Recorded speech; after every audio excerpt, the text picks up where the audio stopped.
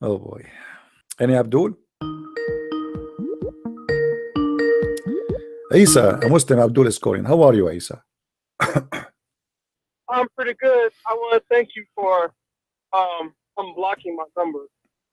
So what do you think about Isa, the topic we're talking about?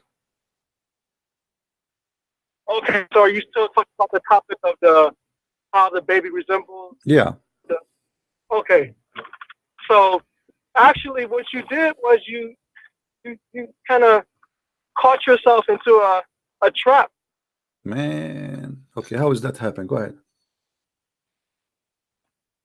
Okay, so try to follow along with me now. Hmm. So you're saying the Jewish person, he came to the prophet and he said, I want to ask you about 3 things that only a prophet knows about. Okay. So we're supposed to, and keep in mind, Jewish person, his information, he's getting it from the teachings of Moses, and you're supposed to be the Moses as being a prophet, right? Go ahead. Okay, so after the prophet answered him those 3 questions, the Jewish person, he confirmed that he was indeed, Muhammad was indeed a prophet, and that he answered correctly, because he said only a prophet would know these answers. So you're not supposed to take science over the teachings of Moses. So you either have choices, which is so the teaching of Moses. So you are saying the teaching of Moses says if somebody have orgasm first, the baby will be a boy?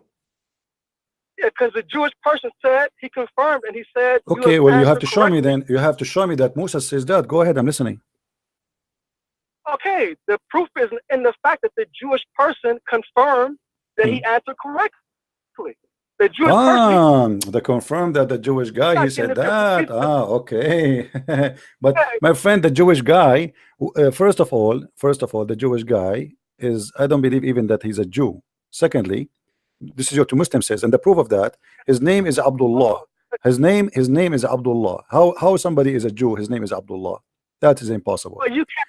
No, because the Jews, they don't call themselves the slave of Allah. Obviously, this is the name of somebody we do not know, or maybe it's a Jew, and later the Muslim they change his name. Secondly, let us say I'm a Christian prince, and I say to you that if there's a question, if you answer me, there's nobody knows what the meaning except a prophet. But then I cannot back up where I get my information from, because you say this guy is following Moses. Where Moses says to this Jew, if you have orgasm first, the baby will be a boy. If you have orgasm first, the baby will be a girl. You have to show me. Otherwise, all of this is a lie. Which means now we have 2 liars. We have maybe this guy is trying to get Muhammad busted if he's a Jew. He asked him a question. If he gave us a false answer, Muhammad is a liar and he will get him busted. If he gave us a true answer, that means Muhammad is a true prophet. Now, as you see, regardless who is the one who said what, Muhammad, he gave a false answer.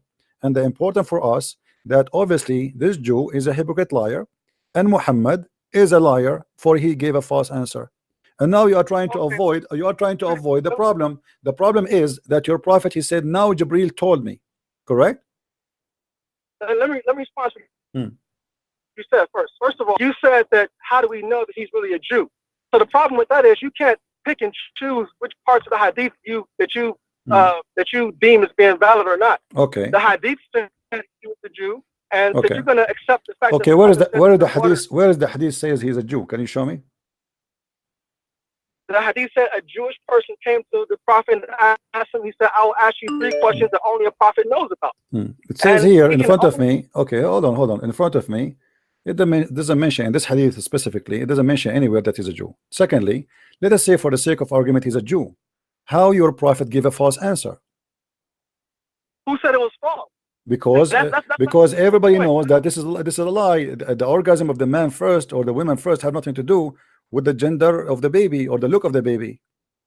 Okay, let me explain. Now, first of all, we're not atheists. We're supposed to be following the teachings of our prophet. We are not what? We are not what? I don't hear you. We're not atheists. Okay, we're supposed to be following the teachings of our prophet. Okay. So, according to the teachings of Moses, as affirmed by this Jewish person, that Muhammad answered correct. That means that Jesus also taught this. The second point is, what did Moses, what did Jesus himself, how did he answer this question? That's another question that you have to answer. My friend, you have to show me that this Jew, when you are saying to me, that the Jew, he confirmed what Muhammad he said, correct? Okay, obviously now we have two liars, because you are saying to me a Jew, you are not saying to me Musa's. And let me tell you something, if Musa says that, I will say to Musa, you are a liar too. Even if Musa says that, I will say you are a liar. That means you're a disbeliever then, because well, no, because yeah, I will disbelieve, because if Musa is saying something stupid, that means he's a liar. So now you are trying to make it look like, okay, if Musa says that, then we have to take it as it is, and whatever he says, it doesn't matter. But you cannot prove that, and you are not picking up where the Jew he got this from. Where Musa he said, if a man have orgasm first, the baby will be a boy. If the women have orgasm, have a girl, is a girl, like first the baby will be a girl. Show me, and then I will say to you right now, live on air, I will say then Musa is lying. But you cannot do that. So you are trying to defend the honor of your prophet by his lies. I can. It's easy, because the Jewish person, he doesn't know science. He's not living here in the 20th century. My friend, that will make two liars now. We have the Jewish guy and Muhammad. Obviously the Jew always they trap Muhammad. As an example, the Jews, they came to Muhammad, they asked him about Alexander the Great, and then he told them a story about him, and the Jews, they start laughing at him, because the story is fiction, is a lie. So when somebody, if I ask you now, I ask the Muslim questions just for a laugh. I don't approve Muhammad. I say how the baby created, and then you say, and I say to you, nobody knows the answer for them except a prophet. Look with me here how stupid even this challenge is, because if this Jew, and you claim that the Jew, he knew the answer, right? Okay, if nobody knows the answer for this question except a prophet, how does Jews knows, unless he is a prophet too? Because he knows the teachings of Moses. No, but he said but he said nobody knows except a prophet. Nobody knows. Not a single Jew, not nobody. It says nobody knows what is the answer for those questions unless he is a prophet. Read with me. I will ask you, hold on, I will ask you about the three things which nobody knows unless he to be a prophet. Unless nobody. So how he say nobody knows, and this is the challenge to prove that who is a prophet or not, which means this is secretly knowledge. This is secret knowledge. How this man, he knew something nobody knows, but only prophet he know. That means he is a prophet too. No. That means that he learned from the teachings of Moses. Because but if he learned from the teaching of Moses, that means everybody knows. And that means there's there's no need to challenge anyone, because this will be written in the Torah. Hold on, my friend. Everybody is laughing at you now. I don't mean to insult. If this is in the teaching of the Jews, as you said, that means everybody knows what he knows. But he says there, I will ask you three things which nobody knows except a prophet. Not the Jews, not the Christians. Nobody knows. Only prophet, they knew this, the answer for those questions. So you are now trying to defend a Jew, making fun of your prophet. Obviously he's making fun of your prophet. It's obviously, if he didn't know, if only a prophet knew the answer, how would he be able to affirm it? Unless he knew what Moses unless he's a scumbag. This is the answer. Unless he's a scumbag, he's a liar, he's a hypocrite. Unless this story maybe is a story of Muhammad fabricated. So if I confirm what is wrong, that's doesn't make any difference. What the Jew confirm here, if the Jew confirm it, that means he's a scumbag too, and he's a liar, because this has nothing to do with God, and it cannot be about God, because God will never teach something stupid like that. So now look what you are doing. You are trying to defend your prophet, saying something stupid, that the women have orgasm first, the baby will be a girl, the man have orgasm first, the baby will be a boy, by saying, okay, the one who confirmed that is a Jew. So your witness is a Jew? According to the hadith, you use the hadith as an evidence. My friend, okay, isn't it the Quran says that the Jews are corrupt people and they are liars, and they are the worst enemy of Islam? Now they are the best friend for you? Let's stick to the topic. We are sticking to the topic. How you accept a Jew to confirm what Muhammad is saying to be true, and Muhammad is saying that the one who told him is Jibril. The answer is coming from Jibril. And if the Jew confirm what the prophet said, that means the Jew obviously is making fun of Muhammad, or he is a liar, because this is a false answer. So you are trying to avoid to answer why Muhammad is saying something which is not true, which means he's making up a lie. He claimed that Jibril talked to him, Jibril spoke to him, gave him the answer, and now you are trying to confirm all this lie by saying, okay, a Jew so told him that. So if the Jew said that he agreed, that means Muhammad is saying the truth. Okay, why don't you solve it very simply by telling us what did Jesus say about what makes the baby a boy or a girl. What Jesus said? Well, Jesus did not talk about it. He didn't talk about it, or you don't know what he said? No, he did not talk. Show me where Jesus said. Where Jesus said? Go ahead.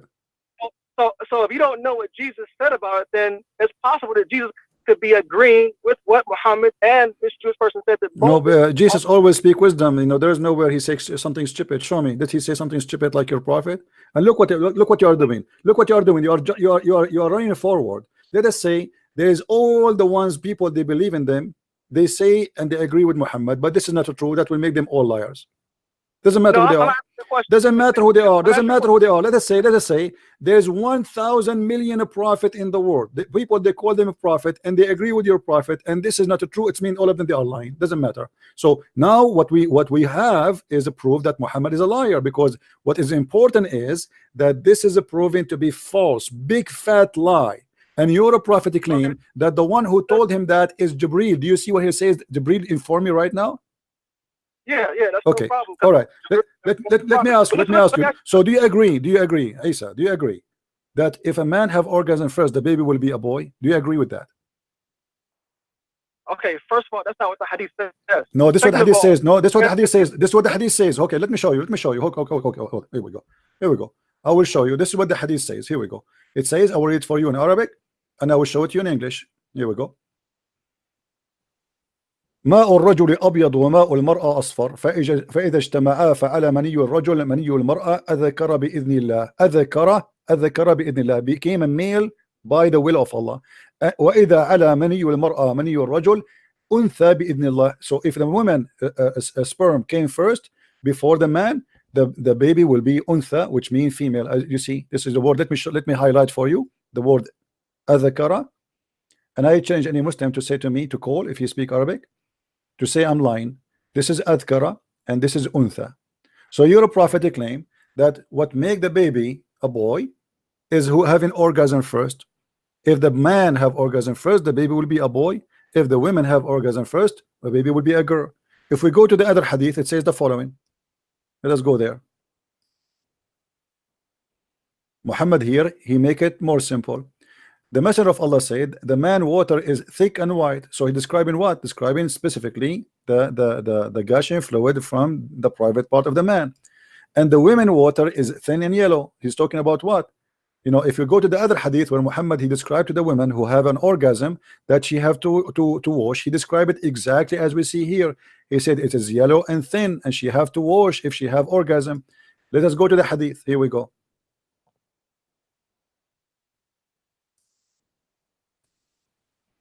Here we go. If we go this hadith, this is Sahih al-Bukhari, so you cannot say it's a lie. A woman, she came to Muhammad and she said, Allah is not shy to tell you that the truth is entirely for women to take a bath after she had a wet dream, which means sexual discharge. He said yes. If she noticed discharge, she noticed, which means this is something is coming out. On that, Salama said, she said, she laughed, does the women have orgasm discharge? He said yes. How then does her son resemble her? You know, this is, by the way, false translation. The word is al-walad, which means the baby, the born baby. So how her baby resemble her? So your prophet here make it clear that he's talking about the sexual fluid coming from the women, which is a yellow and thin, and this is something is discharge coming out in the vagina. So obviously Muhammad, he made a big mistake. And Muhammad here, by claiming that the one who told him that is Jibril, he proved to us that he is a false prophet. Go ahead, Mr. Isa, I'm listening. Okay, so first of all, the hadith says that you confirmed that Muhammad was speaking the truth.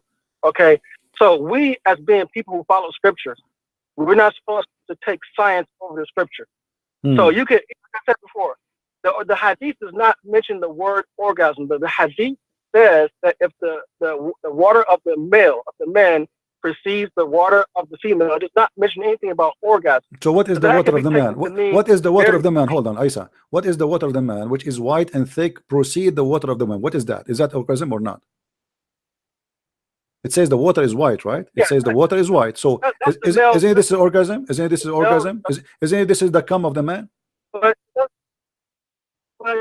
there's a big difference between the semen of the man and the fluid of the woman and an orgasm. There's a big difference there. That's the whole point. And the point you're not seeing is, Okay, so are you saying that a man? Are you saying a man he can have orgasm without having a sperm? that's not what I said. Okay, but Your prophet said. Listen, listen. The fluid remains. The fluid is the body of the woman, even hours and days after sex. It does not have to mean an orgasm. That's the whole point you're missing here. It says if the water of the male precedes the water of the female, that could be at any time, not at the point of the sexual encounter. Read with me. Okay, read with me. No. Hold on. Read with me. It says, your prophet saying, the water of the man, the man is white, and the water of the woman is thin, and whoever of them comes first. Does it say comes first? Comes first. The child resembles the parents. So you are saying the opposite. You are making fun of your prophet, because your prophet is saying whoever comes first. It is about orgasm. What happened? What happened? So are you there? Okay, you can call a friend. Let me know. I'm not going to. It's very embarrassing what you said, because obviously you destroyed your prophet without knowing. You were explaining that this has nothing to do with the coming first, and etc. And this is the truth supposedly. So your prophet was lying. And thank you very much for saying that. You're still alive? You can call Zakir Naik. Okay, well, Santa Claus is coming to town. Thank you very much, Isa, for calling. And look like you are out of words. I'm not going to wait for you for long. I hear you're breathing and you have nothing to say. He was making fun of his prophet, saying this doesn't say that's the one who comes first. It doesn't say that the one who have. This is not about orgasm. No.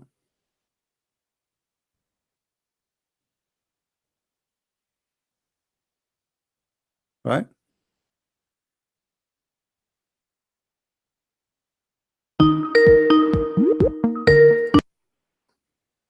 Yes, Isa. What happened, Isa? Go ahead. What do you think? You said this is not orgasm. This is orgasm, as you see in the screen. Go ahead. okay, so like I said, the hadith doesn't mention anything. No, it says orgasm. It But, says orgasm. It says comes first. What comes first mean? yeah, that's not the word for orgasm, though. That means that so what comes first mean? It means once the male reproductive fluid is in the female. It could be at any point, not at the exact time of the sexual encounter. So when somebody says comes first, that means this is not orgasm in your dictionary. I'm saying the hadith doesn't say orgasm. It says no. It says whoever of them comes first, and comes first is very simple to know. Comes first. It is orgasm.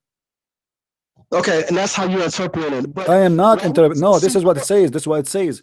This is what it says. Let me read for you. Let me read for you. You see, in Arabic it says فَأَيَّهُمَا سَبَقَ كَانَ الشَّبَهُ. سَبَقَ, the one who comes first. And this is your Muslim translation, and this is Sahih Hadith. So don't tell me it does not say that. Whoever of them comes first. Now you tell me what comes first mean according to you. I'm listening.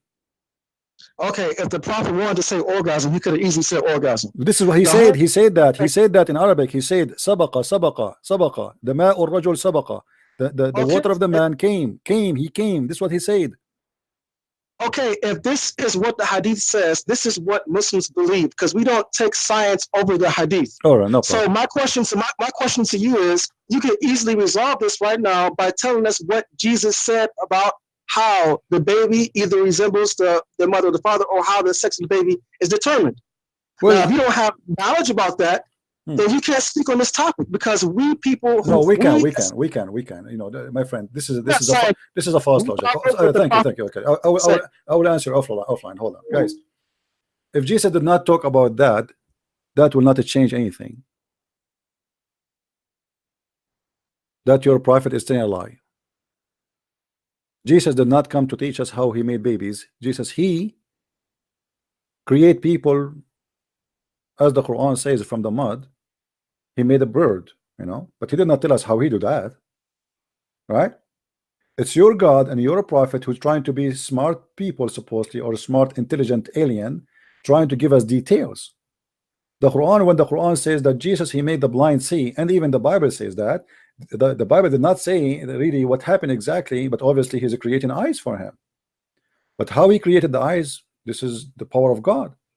But when Muhammad, he go in details and he tried to be a smart doctor who graduated from a big school, explain to us how his God made the baby, and then we find that this is stupid to say, and he's speaking about, like, it's not about a miracle thing. It's like about me and you, like me as a male, you as a female. We have a sexual relationship together, and then we have a baby. It's not about God creating, because God, he have a power, he can do. God, he don't even need to pass all those stages, let's say. God, he can say be, and you will be, that's it. But by the way, the Quran says, if Allah wanted something to happen, he say be, and it is going to be, but he never created anything by be. Never. He said the similarity of Jesus is the same as Adam. He said to him, be, and he was. But the fact, we go and read the Quran, we will find that Adam was not created by be.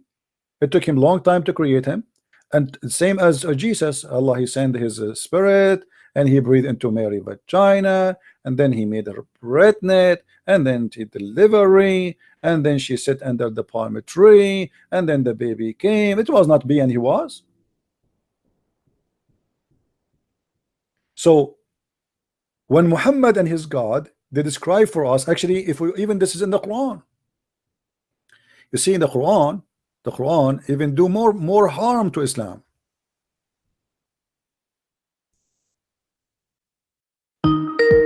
Is that correct? Yes, Isa. Okay. I just heard what the caller said, and like I was trying to explain to you,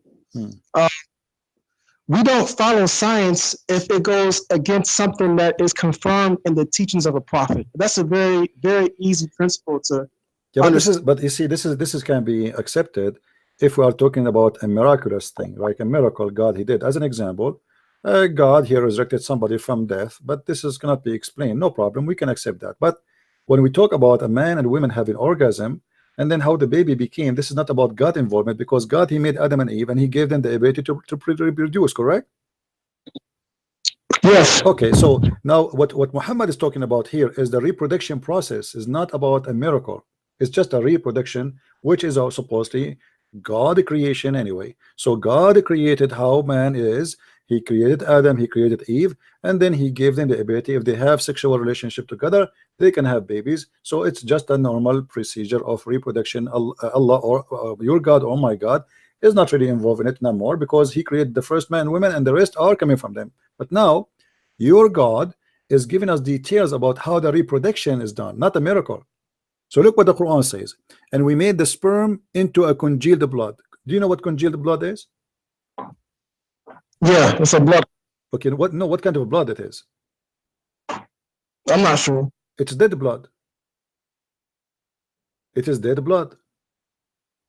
So Muhammad claiming, I'm not sure what congealed. No, congealed blood is like, if you get yourself injured, as an example, there's a clot will cover your skin to protect it from any things to penetrate. It's like something normal. The blood have a material which, if it's exposed to air, that blood will go solid, will become dead, and will die, and it will make a cover until your skin is healed, and then that blood will drop by itself, which is going to be like a bandage. God, he gave us a natural bandage over our skin. So your prophet claiming here that the sperm made into a congealed blood, and this is again a very bad mistake. This is God talking. You see, he's not talking about a miracle now. He's talking about a normal procedure, how a human being reproduction work. Okay, so what does the gospel say about this process of how the baby is, you see like okay, hold on. If we for us, we can take whatever the Bible says, and the Bible in many verses in the Bible speak about many things. As an example, how God created us, he created the flesh, he created etc. And I believe that Muhammad, he was trying somehow to copy from the Jews something the Jews they knew. And Muhammad always, when he copied from the Jews, he make mistakes. So he heard the Jews saying something, and he decide that he decide, okay, the Jews are people who knows whatever they say it must be true. So as long the Jews they say something, then I will take it as it is. And as you said to me, because like you're convinced too that the Jews, they will never lie to your prophet, right? So whatever the Jews they say, Muhammad, he will take it as an example. Muhammad, he took everything the Jews they speak about as an example. The speaking ant, the ant who talk, this is from the legion of the Jews. Muhammad, he heard it, he took it, he put it there. The Jews, they have many false stories about, like Suleiman, he died and he was in his throne for many days standing and nobody noticed, standing up actually. The genie who stole the ring of Suleiman, all those are legends of the Jews. So obviously Muhammad have the Jews have a huge impact on him, and he took all the lies the Jews they spread around, which is a fiction stories, and he considered it as a fact to be part of his religion. So now Muhammad actually, he is a victim of what the Jews told him, and because he trusted the Jews, if you go to the Talmud as an example, or the Legion of the Jews, you will find a lot of crazy stuff. And Muhammad obviously, like as an example, if we go right now, I will show you that the story of Azab al-Qabr. You heard of Azab al-Qabr before, correct? No. Okay, Azab al-Qabr, the torture of the grave. You never heard of it? Yes, the punishment of the grave. Yeah, of course. How Muhammad he heard about Azab al-Qabr? Do you know? You not understand that prophets and messengers receive revelation from Allah, from God. Okay, hold on. When Muhammad first time he mentioned that he received revelation from Allah about the punishment of the grave, how that happened? I don't quite understand the question. Okay, let me show you. Let me show you. Here we go. This is Sahih Bukhari in front of your eyes, and this is the proven again that Muhammad is a victim of the Jews. The Jews are making fun of him, and Muhammad, whatever they say to him, he take it and he accept it. He think the Jews are always telling the truth, and whatever the Jews they say, they must be truthful, and they are people of the book, so they knew what they're talking about.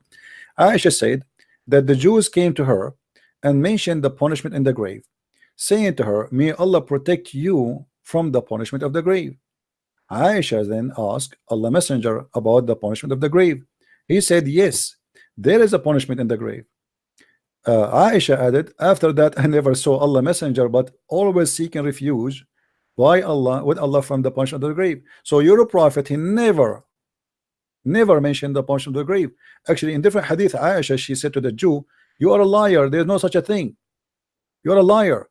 So Aisha, obviously she never heard this before, and to the point she is accusing the women who told her that story that she is a liar, and there's no such a thing. And when Muhammad he came and he listened to her, suddenly after that moment Muhammad never pray, as you see in the hadith, never pray without saying I seek refuge by Allah from the punishment of the grave. So why Muhammad never mentioned that before until this Jew came? Because he never heard of it. As simple as that. You're making an assumption that he didn't mention that. Okay, no, I am not making an assumption. Isn't it Aisha, she accused the women to be a liar? She said to her, you are lying. There's no such a thing. That's mean Aisha, who lived with Muhammad in his house, she never heard Muhammad saying that. You have to admit, you cannot get away with it. You see, imagine my wife who sit next to me, and I am a prophet who pray every day, and then she hear me and she watch me every day praying. She never heard me saying I seek refuge from the punishment of the grave ever, until the Jewish women she said that to her, and then she witnessed that since then Muhammad never prayed to Allah without saying I seek refuge from the punishment of the grave. So since then the prayer became like it's impossible to see Muhammad praying without mentioning I seek refuge from the point of the grave. So why she never heard him saying that prayer before? She never saw him saying that before. Why? Because simply Muhammad, he just learned it. After that, you see, read really carefully, and after that I never seen Allah Messenger praying, but he seek refuge by Allah from the punch of the grave. So Aisha, she is confirming that Muhammad, he don't know about this, he just learned it, and since he learned it, never stop using it and speaking about it. Okay, now the first thing is the hadith where you're saying that Aisha said to the Jew that you're a liar. That's not the hadith that you're showing me right now. Okay, so if I show it to you, are you saying to me I'm lying to you or what? Well, you do make a lot of lies up, so it could. You have to prove it. You have to prove it. Okay, in front of everybody. If I show you that the hadith, if I look for the hadith saying that Aisha says to the Jew, you are a liar, what you will do? Well, like I said, I didn't say that every single word that comes out of your mouth okay, is a lie. So then don't speak of something you do not know. Either you say this is a lie, and that will make a big deal for you, okay? Or you say it doesn't change anything. So do you want to make a challenge in front of everybody that Aisha, she accused the Jews to say a lie? Okay, let me explain something to you, because we have principles. Okay, we as Muslims have principles. Now the principles are, and this is how you really can't get away with a lot of trickery with me like you do with other callers. Okay, anything that you show me that's from Bukhari or Muslim, these two collections of hadith, I'll believe it. Anything. Okay. And anything from the Quran, anything that's in the Quran, we believe that is the 100% truth. Now, that doesn't mean that the way you spin it off and make your own explanation of the hadith or the Quran is accurate. Because sometimes, many times, as a matter of fact, you will take a hadith or a Quranic verse and you will make your own interpretation. Where everyone knows that Muslims we have the most right, we have the most ability to explain the meaning of any particular hadith or Quranic verse. Let me ask you.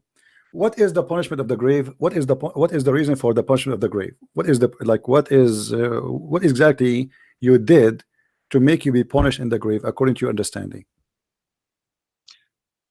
Okay, so the punishment of the grave is to cleanse the person of sins that he did not repent for when he was alive. It's not very difficult to comprehend. This is the point of any punishment. Are you sure? Are you sure? Yes, I'm 100% sure. Okay. Now, so it's not because somebody he piss? Yeah, this is a sin. Somebody piss, Allah will punish him in the grave if he piss. If he does not take care to make sure that he cleans himself. But is that pissing is a sin? If you piss and the piss touch your skin, is that a sin? No, the sin is if you use the bathroom and you're not careful to make sure that your clothes are clean from the urine. This is sin. Yes, this is sin. So how your prophet he order you to drink camel urine? I'm sorry?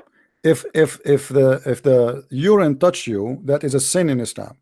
Then how the prophet order you to drink camel urine? Because camel urine, any urine from an animal that can be eaten is not considered to be impure. So the urine of the dog is not impure? Any animal that can be eaten. A dog cannot be eaten. Okay. So any animal can be eaten. The urine is not okay. So you can drink urine. Okay, I see. Okay. Now listen.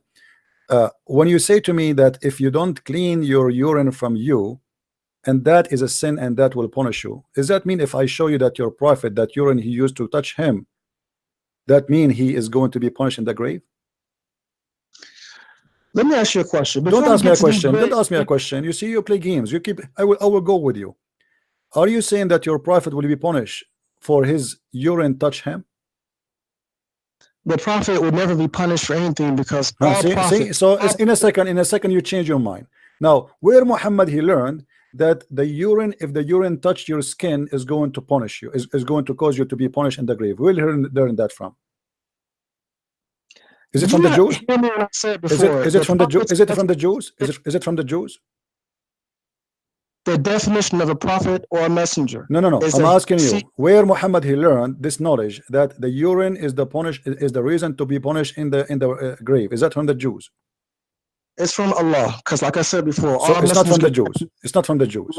No, it's not from the Jews. Jews. Let us see this hadith then. Guys, be my witness. He said it's not from the Jews. In a second, this guy, he will change his mind. All right. I want to see this. I want to see you change my mind. Go ahead. Let us see. Let us see.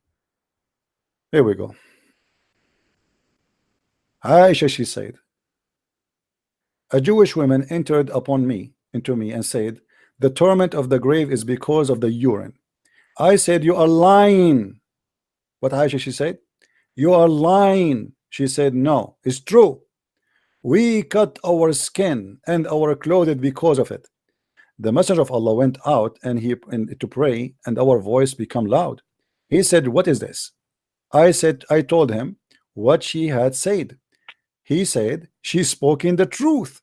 After that day, he never offered any prayer, but he say, following the prayer, after he followed the prayer, Rabba Jibreel wa Mikael wa Israfil, etc. I seek refuge from you against the punishment of the grave. So Muhammad here never since then, Aisha, she never heard of that before, and you are the one who said to me, where you get this one, the Jew, she said to him, you are lying, right? You remember? You said you fabricate your lie. Here we go. Aisha, she's accusing the Jew that she is a fabricate, she is a liar, and this is can't be true. Why? Because this is stupid. Why Aisha, she's saying to the Jew, this is a lie? Because this is stupid, obviously. So the Jew, she said that, Muhammad, he take that, Muhammad, he believe in that, Muhammad approved that, and after that, Muhammad, he never prayed to Allah unless he say, I seek refuge by Allah from the punishment of the grave. So the question to you, as long you are the one who said to me, Allah is the one who told him that, so why Muhammad never before that mentioned the punishment of the grave in his prayer? He was not aware of it? Okay, so who collected the hadith that you're showing us now? What do you collected the hadith? You Muslims was the one who collected the hadith. No, what book of hadith was it? Is it from? This is Sunan al-Nasa'i. Okay, so it's most likely it's probably a weak hadith because it is not a weak hadith. Here we go. This is not a weak hadith. Here we go. Read with me. It says Hassan. Just because okay, let me show you. Okay, hold on. Let us see from al-Bukhari. Let us get you see the Muslim, they want to play all the games. Okay, let us see if this can be found in al-Bukhari. Okay, all right.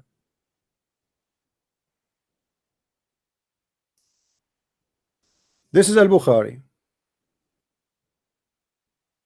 So what we will do now?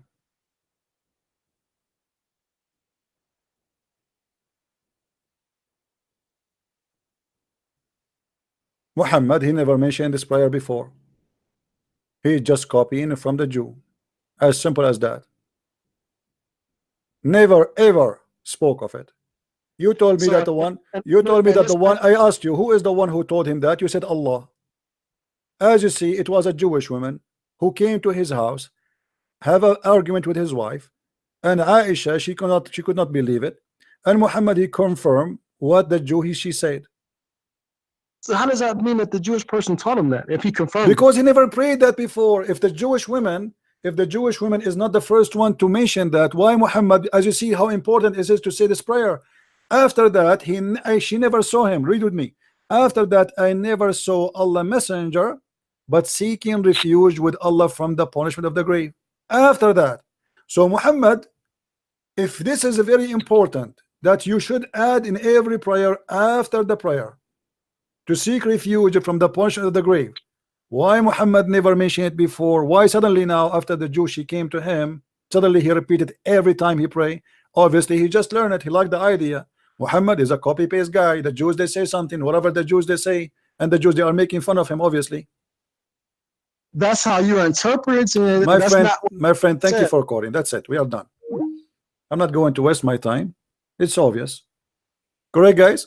If we ask this guy, who is the one who told Muhammad this? He said Allah. Okay, why he never mentioned it before? Why Allah never mentioned it before? No, I'm done today. We are done for today. Why Allah never mentioned it before? It doesn't make sense. If Muhammad, he learned this before, to the point Aisha, she's accusing the Jewish woman that she's a liar. You're lying. That's what she said to her. This cannot be true. This is a lie, which means this is stupid.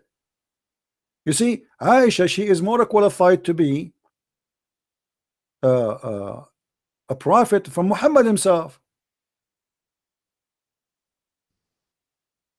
because Muhammad, obviously getting himself busted by copying the Jews. Whatever the Jews they say, Muhammad he take the Jews story and he put it in his Quran. The ant, she warned the ant about the other ants because Suleiman is coming. This is a story Muhammad took from the Jews. He took it, he put it there. As simple as that. Whatever Muhammad he say, whatever the Jews says, Muhammad he grab it, he put it. The Jews are talking. Come on, the Jews, they don't lie. Muhammad he learned everything he have from people around him, Salman al-Farisi, the Jews, the Nasara, Khadija, Waraqa, etc.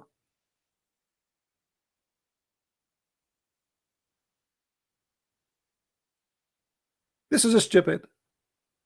And Aisha, she confirmed that this is a lie. And what kind of God he want to punish me for having some piss on my leg? Actually, okay, hold on. If Allah don't want that to happen, can't he make your penis long like a horse so you can piss far away from your body? If this is an issue, that's mean your God he have a defect in his creation. Correct, guys? If God want to punish us for the water touching our skin when you piss, well, that's mean this is his fault, because it's not your choice. The only way, if you do that, especially in the old days, I mean, those people, they don't even have a toilet seat.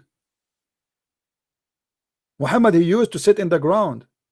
He pissed like a woman when he pissed. And by doing that, the piss will touch you, because the piss will touch the ground and will hit back your skin. So Muhammad must be tortured. When I asked him, what if are you saying your prophet he will be tortured in the grave for a piss touch him? He said, no, the prophet is different. Hypocrisy. Hypocrisy and madness and stupidity. Muhammad, he keep adding stuff to his religion. He learned about the false Messiah. He add the false Messiah. He heard about the Antichrist. He add the Antichrist.